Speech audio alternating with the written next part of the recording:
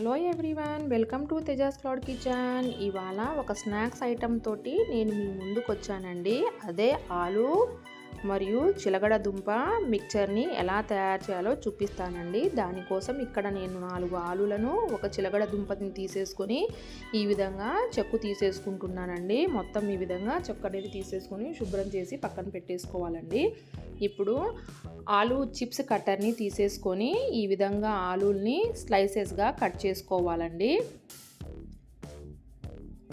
ఈ కట్ చేసుకున్న చిప్స్ని మనం అన్నీ ఇలా పేర్ చేసుకొని చాకుతోటి ఈ విధంగా కట్ చేసుకోవాలండి. మరీ సన్నగా కాకుండా కొద్దిగా మీడియం సైజులో కట్ చేసుకోవాలండి. ఎందుకంటే ఇవి డీప్ ఫ్రై చేస్తాం కాబట్టి కొద్దిగా మీడియం సైజులో కట్ చేసుకోవాలి.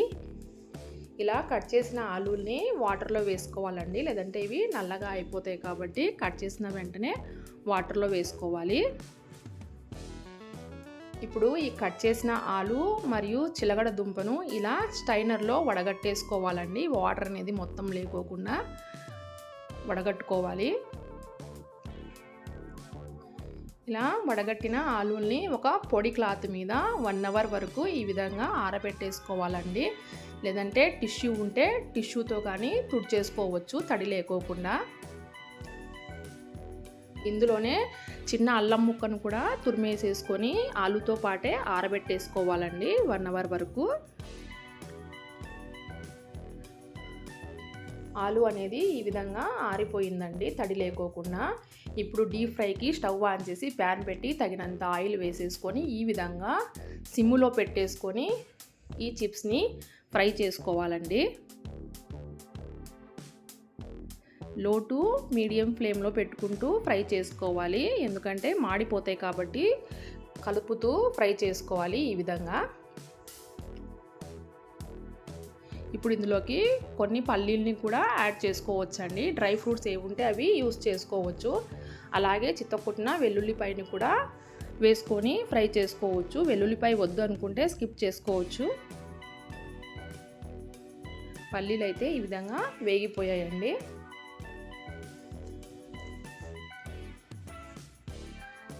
ఇప్పుడు బాదాంని కూడా వేసేసి వేపేసుకోవాలండి. మనం ఈ విధంగా కలుపుతూ ఫ్రై చేసుకోవాలి.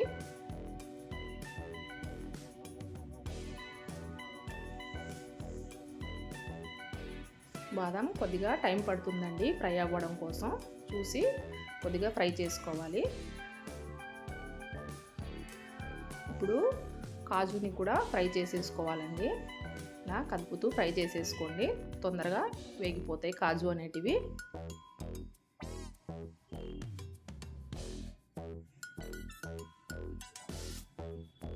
అవి కూడా ఇందులోనే వేసేసుకోవాలండి ఈ విధంగా ఫ్రై అయిన తర్వాత. ఇప్పుడు కరివేపాకును కూడా ఈ విధంగా ఫ్రై చేసేసుకొని ఇందులోనే వేసుకోవాలి. ఇప్పుడు రుచికి తగినంత ఉప్పు, 1/2 స్పూన్ కారం, 1/2 స్పూన్ మిరియాల పొడి, 1/2 స్పూన్ చాట్ మసాలాను వేసేసుకున్నానండి. ఇదంతా ఒకసారి ఈ విధంగా కలుపుకోవాలండి.